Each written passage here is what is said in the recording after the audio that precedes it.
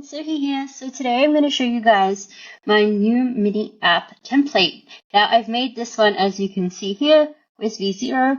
If you don't know what V0 is a really cool tool. It's a no-code tool or AI coding tool that you're able to spin up, build Next.js apps really fast. I know they can also work with other stacks, but I primarily use it for the Next stack. So today I'll be showing you how you can make this mini app yours. So there are a few steps already. It's pretty simple. You deploy to vercel. We add the environment variables that you'll need for your manifest.json. We'll create the manifest, or we'll sign the manifest.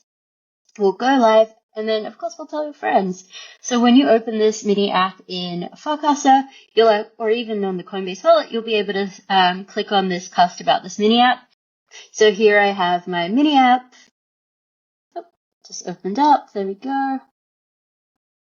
You can see, and then if I hit this part, cast about this mini app. Awesome. The embed is there and a message as well. So let's actually see how this is all set up. Discard this. Of course, this was built with Minikit. I wasn't built with anything else. No, that's not true. But yeah, I've definitely been building with Minikit, as you guys know.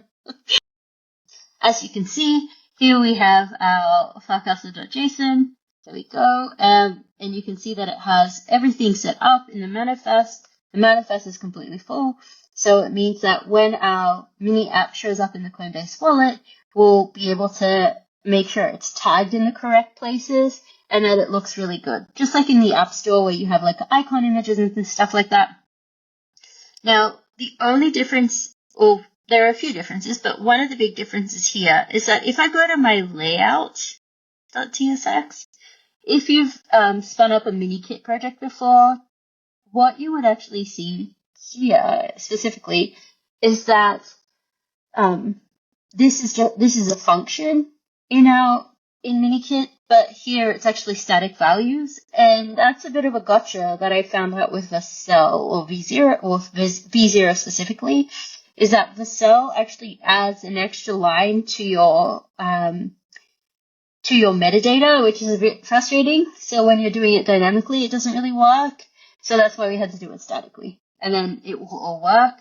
So that's one thing to keep a note of, is that we're going to have to update this when we want to launch this. We update all of these things to be correct for you in order for it to go live. Now, the second part that you guys may notice is that here we have our notifications, like with Redis, to set this all up. You can see this little button here, add environment variable. So this will be for another video, but you can actually just set up an instance of Redis and you'll be able to access the notifications. And we can see that from our webhook as well. Awesome. And then here's our share button. And we're just using the Farcaster Frames actions for Compose Cast, if I can speak. For Compose Cast, I'm just embedding the URL, like my mini app URL here. So that's how you're getting the embed. And then, of course, the button stuff. But yeah, this is all working. If you wanted to like get the users like username or FID or anything like that, it's already accessible through the Minikit context. But please let me know if you have any more questions. There'll be more videos coming out like this. Hopefully, I can't wait to see what you guys build, and always feel free to share what you're building with me. Thank you so much. Bye, guys.